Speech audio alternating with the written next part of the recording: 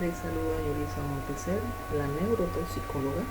El día de hoy les voy a hablar sobre la pandemia de la salud cognitiva, que es una situación con la que estamos conviviendo en entornos escolares, en entornos familiares, inclusive en entornos laborales.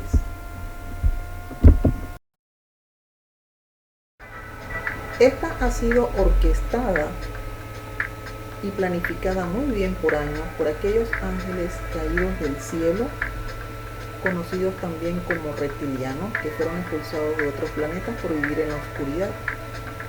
Y estamos ante los resultados de estos perversos planes de la falsa pandemia, como fue el encerramiento que tuvimos todos en nuestros hogares, los efectos adversos por el COVID, el uso de las mascarillas, el uso de los geles, las vacunas, las tomas absurdas de temperatura, el confinamiento, los temores financieros, el distanciamiento físico y social, el temor al contagio, la muerte, la preocupación por los familiares y amistades, la incertidumbre donde la gran mayoría de la población lo permitió y donde aquellos generadores de grandes fortunas a nivel monetario se han enriquecido.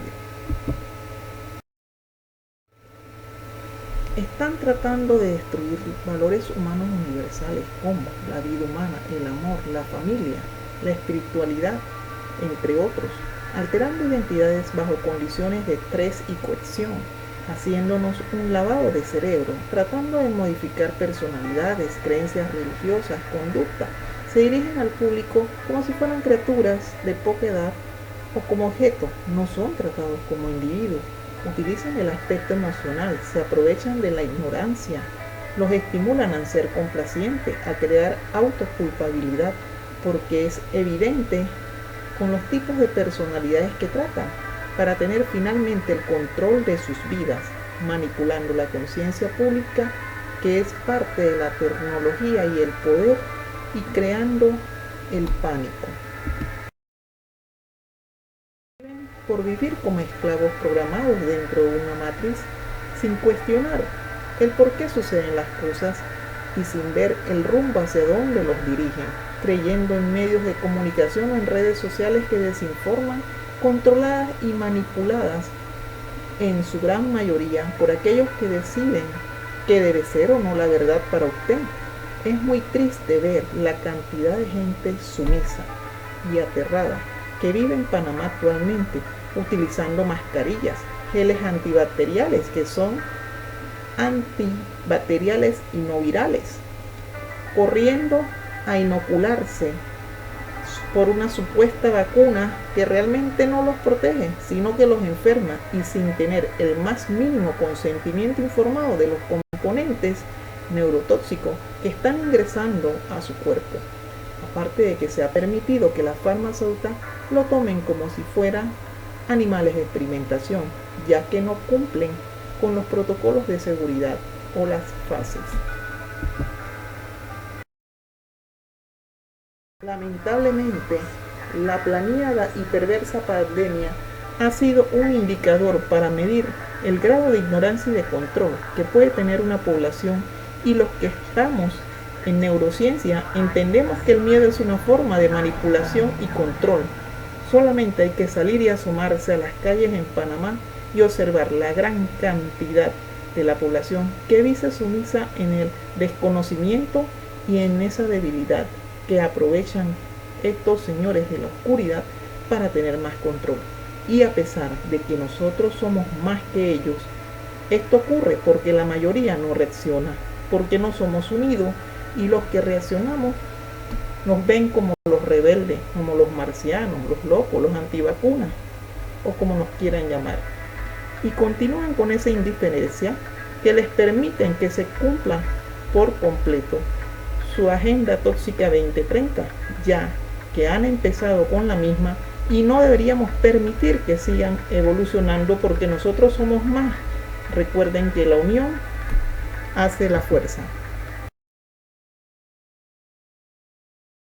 Nuestras enfermedades, si lo haces adecuadamente y llevas un estilo de vida saludable, serías un enorme problema para aquellos que viven de los que se enferman y los llevaríamos finalmente a la bancarrota.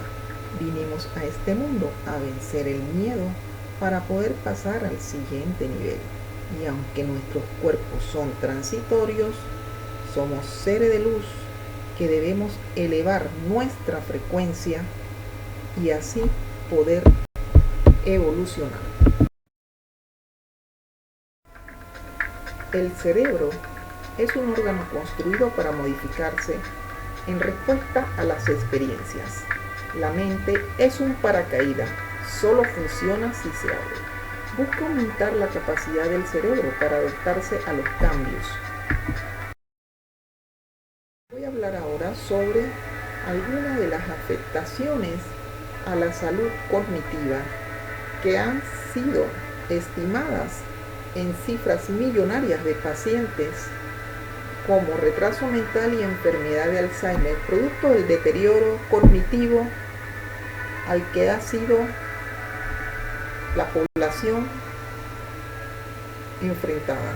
Entre estos podemos mencionar los pacientes de COVID-19, veremos la neurobiología del COVID, las mascarillas, los efectos también de las vacunas y la obesidad. Con los pacientes de COVID-19, que son los más propensos a desarrollar depresión crónica, ansiedad u otras patologías mentales. Según algunas publicaciones científicas, se ha reportado la aparición de fallas cognitivas en los meses posteriores a la alta hospitalaria, como deficiencia tanto en la velocidad del procesamiento como en la memoria verbal. También el aumento de fatiga, los déficits de concentración y memoria y la disminución general de velocidad cognitiva meses después de la alta hospitalaria, que pueden interferir con el trabajo como también con las actividades diarias.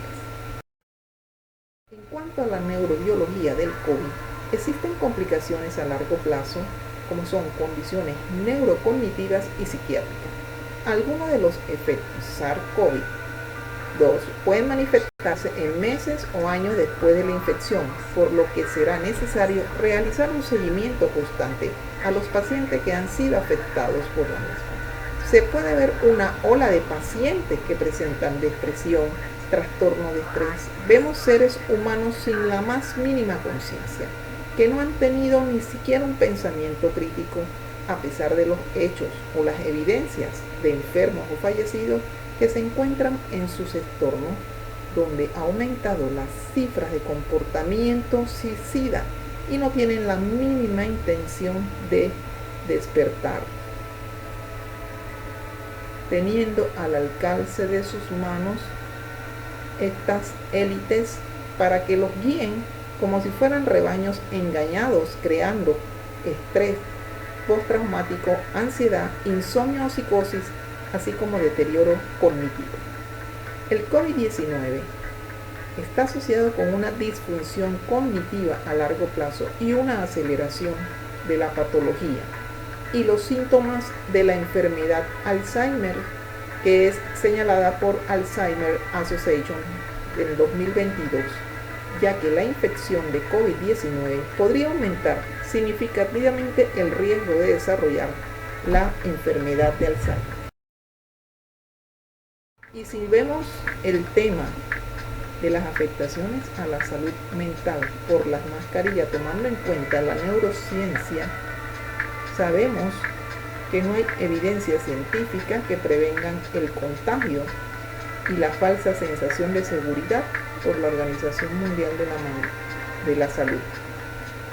Volvemos a respirar los desechos, se produce una intoxicación, se produce una hipoxia, se produce una hipercapnia. En el caso de mascarilla en infantes, los niños, por el uso prolongado de las mismas, producen trastornos en el desarrollo, como también trastornos en la conducta, como la irritabilidad y ansiedad. Existen casos clínicos de muerte por hipoxia y hipercapnia en niños con mascarillas difundidas y recogidas tanto en publicaciones científicas como en las redes sociales. Realmente es una tortura infantil.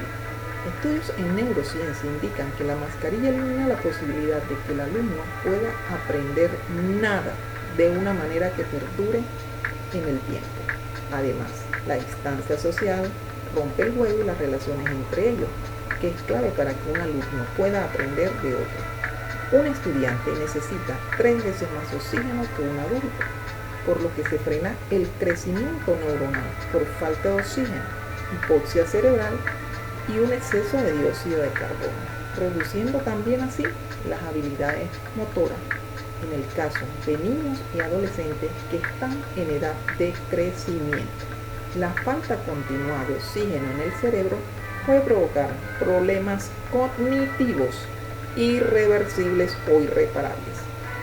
Eso significa que van a tener problemas de aprendizaje en el futuro, como lo estamos viendo hoy en día, pérdidas de concentración, atención, memoria, incluyendo la capacidad de almacenar y de recuperar la información, la rapidez de su pensamiento, la deducción lógica o el manejo de lenguajes formales como la matemática, entre otros, ya que hay un aumento de la resistencia nasal al retirar el respirador en el caso de que fuera N95 o la mascarilla quirúrgica después de 3 horas de uso, lo que potencialmente se debe a cambios fisiológicos nasales que no se recuperan hasta después de 1 hora y media de haberse quitado las mascarillas.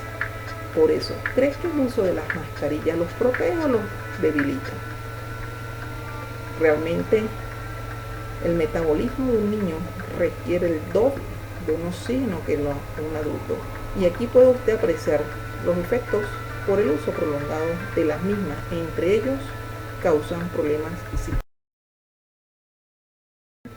Otros efectos psicológicos que podemos ver son una dificultad para expresarse oralmente, para la parte del ámbito afectivo, para la expresión emocional. Esto limita su capacidad de expresión corporal y su espontaneidad natural. Hay una coacción de la libertad de acción, aumentando el nivel de tensión, impidiendo la capacidad de concentración, como la sensación de ahogo o asfixia. En las mascarillas, obviamente que la sonrisa de nuestro rostro, la empatía, la conexión o expresión emocional, el lenguaje verbal, y realmente no podemos saber si un alumno entiende lo que se le dice o no, ya que no puede apreciarse su rostro. Vamos a pasar ahora al tema de las vacunas, las cuales no son necesarias, no son vacunas y realmente no son inoculaciones experimentales. Haremos estos experimentos genéticos. El contenido de las vacunas existen diversos. Existen, por ejemplo, los neurotóxicos, que son compuestos químicos que pueden afectar el sistema nervioso central como el periférico y que presentan afinidad por el tejido nervioso y por ende ocasionando funciones con daño temprano o con daños permanentes. Al existir varios neurotóxicos juntos potencian su efecto, ya que comparten mecanismos similares o comunes de toxicidad, independientemente de la dosis, ya que ellos atraviesan la barrera hematoencefálica y afectan el cerebro, como también la frecuencia, la concentración, la duración de la exposición y de las características personales como el sexo, la edad, el estado de salud, entre otros. Y aquí podemos apreciar en esta imagen muchos de esos neurotóxicos, el grafeno, el aluminio, el mercurio, entre otros. Del tiempo y la vía de exposición, como la dosis versus concentración a la cual usted se pone expuesta, y las características individuales, cada persona va a reaccionar de manera distinta. Aquí podemos apreciar una publicación en la cual se habla del timerosal y las enfermedades de desarrollo, neurodesarrollo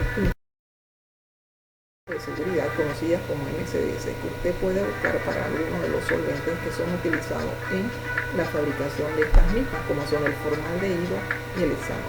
que son compuestos sin umbrales independientemente de la dosis que usted tenga, afectan el cuerpo. Otra publicación científica en donde se habla de las bajas dosis de dimerosalveto y mercurio que son todavía utilizadas en infantes, y estamos hablando de una publicación del 2018. En cuanto al tema de obesidad, que es el quinto tema que podemos mencionar aquí, si tiene un índice corporal mayor, riesgo de demencia va a tener. Y bueno, el índice de masa corporal va versus peso versus estatura, en el cual ha sido uno de los objetivos el aumento de peso que ha habido producto de todas estas restricciones como confinamiento, en las cuales la población ha aumentado de manera significativa su peso según su tamaño.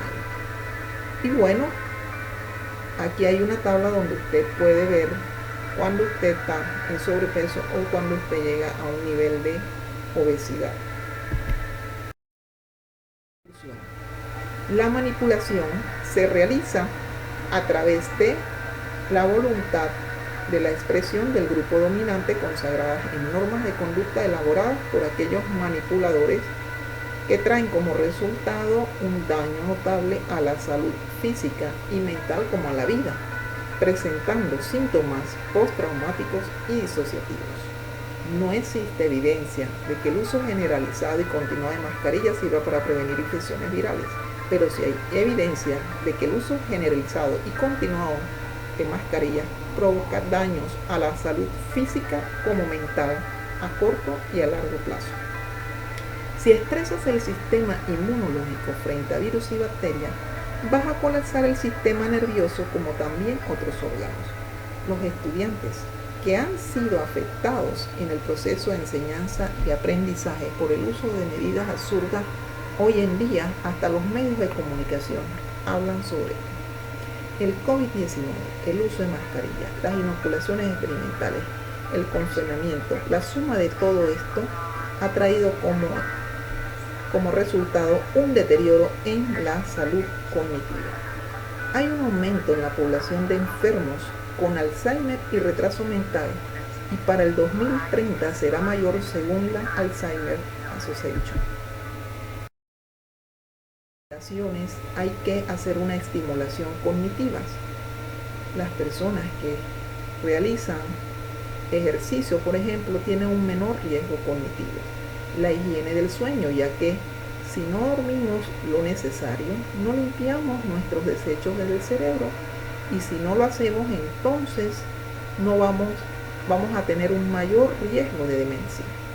La adecuada alimentación también fortalece el sistema inmunológico, lo que a la vez fortalece el sistema nervioso.